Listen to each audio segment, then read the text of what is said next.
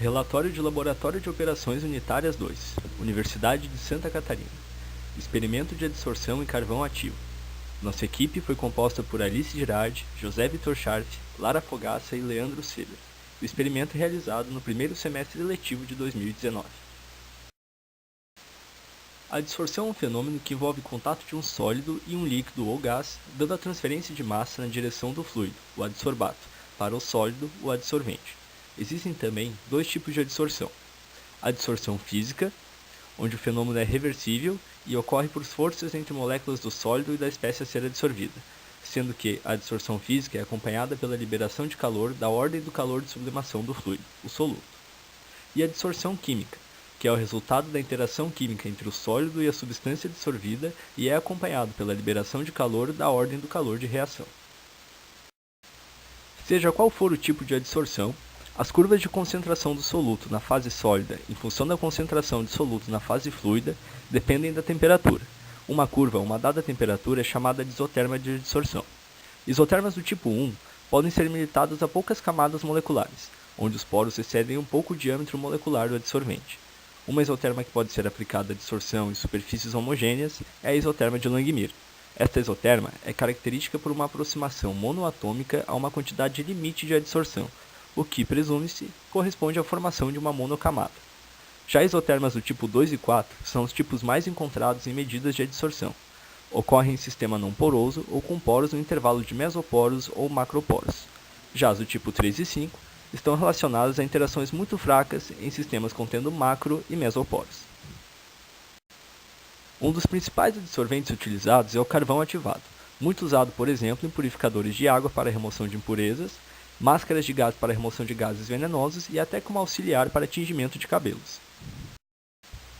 Os objetivos desse experimento foram determinar A1. A curva de equilíbrio estático em processo batelado no banho termostático na adsorção de um ácido orgânico soluto em solução aquosa pela superfície de um adsorvente granulado, para uma concentração inicial do soluto e para uma temperatura distinta.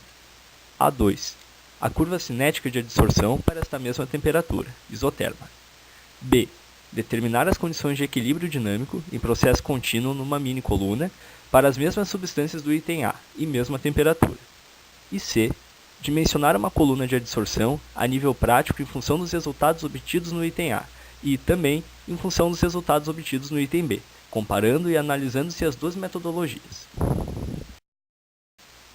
Com relação a materiais e métodos, foram utilizados uma balança analítica, Erlenmeyers, pipetas volumétricas e graduadas, bureta para titulação, banho termostático munido de bandeja agitadora, termômetro, cronômetro, provetas, mini coluna para adsorção em leito fixo, fita indicadora de pH e suporte universal com garras.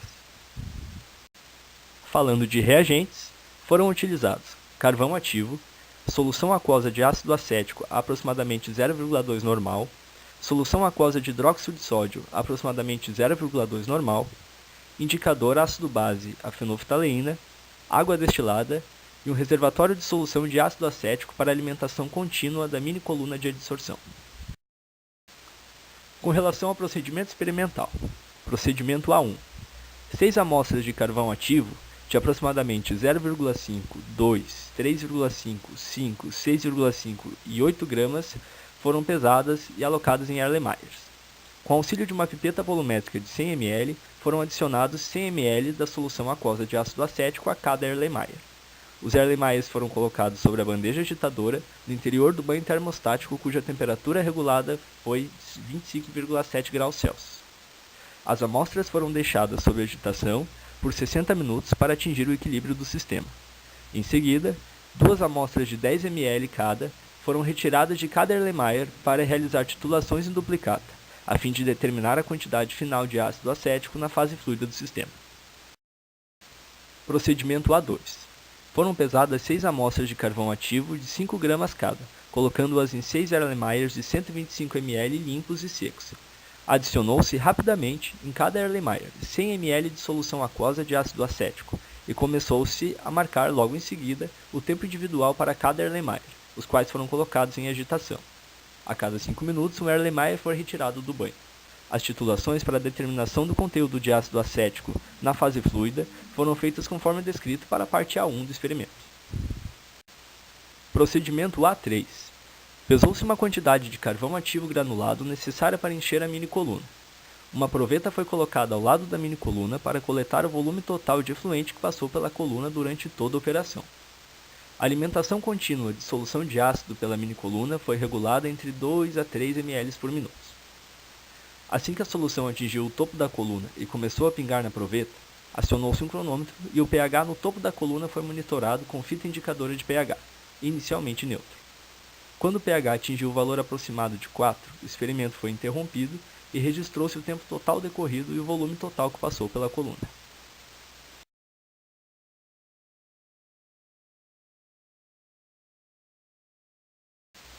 Resultados e discussão. Para respondermos às perguntas propostas, precisamos determinar x, número de mols de soluto adsorvidos, e c, concentração molar do soluto em equilíbrio na fase fluida. Para isso, utilizamos a equação do equilíbrio ácido-base apresentadas. De acordo com o roteiro, sabemos que a concentração da base é de 0,2085 mol por litro e que o volume do ácido é 10 ml. Experimentalmente, determinamos o volume da base, que é a quantidade de NaOH utilizada na titulação. Dessa forma, conseguimos determinar a concentração do soluto em equilíbrio, C. Em seguida, para determinar o número de mols de soluto adsorvido, bastou-se fazer a diminuição dos valores de concentração do ácido e multiplicar pelo volume da solução do ácido, resultando na segunda equação apresentada. Sabemos que o volume de ácido é 0,1 litros, e experimentalmente, determinamos que a concentração inicial do ácido é de 0,2034 mol por litro. Com esses cálculos realizados, podemos determinar C e X. Os dados são expressos na tabela a seguir. A última coluna dessa tabela apresenta o valor do número de mols adsorvidos dividido pela massa do adsorvente, W, que será necessário para a confecção dos gráficos propostos.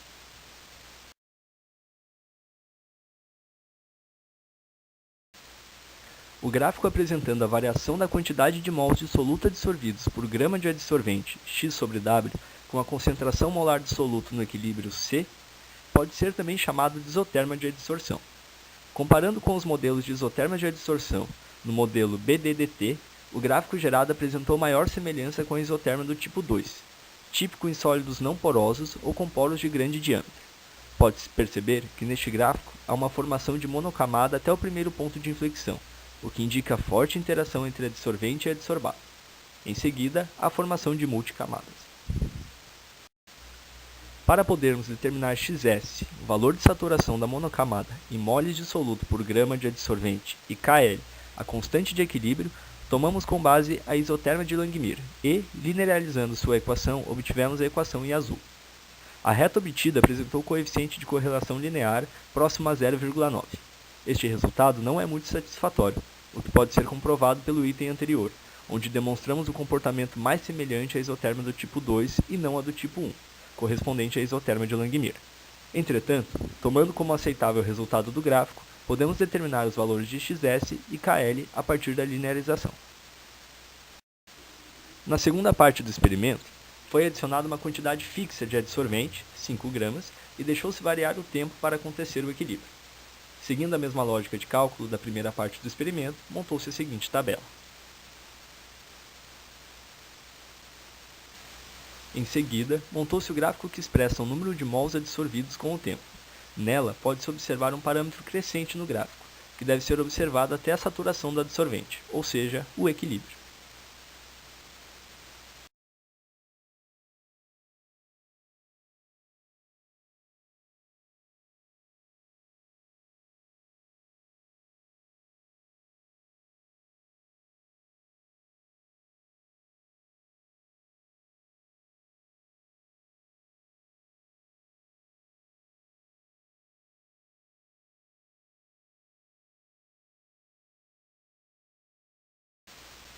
Para o procedimento B, a tabela apresentada indica a massa de carvão que compôs o leito, o volume de ácido que passou pela coluna e o tempo total para se atingir o pH 4, indicando a saturação.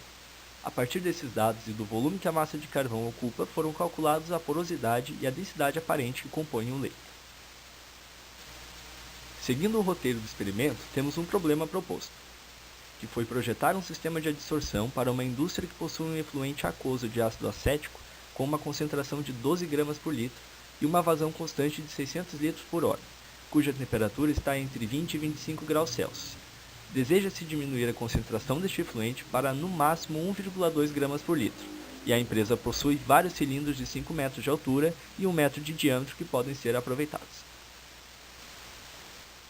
A curva de operação foi obtida com base nos dados do problema e a curva de equilíbrio por meio dos dados experimentais. Realizando as contas conforme a metodologia citada, obteve-se um tempo de equilíbrio de aproximadamente 48 horas, resultando no uso mensal de 25 leitos. A massa de carvão necessária seria de 2.223 kg por mês e, considerando o custo do carvão ativo como de R$ 3,00 por quilo, o valor total gasto por mês seria de cerca de R$ 6.700. E este foi o desenvolvimento do nosso experimento de adsorção em carvão ativo. Muito obrigado pela atenção.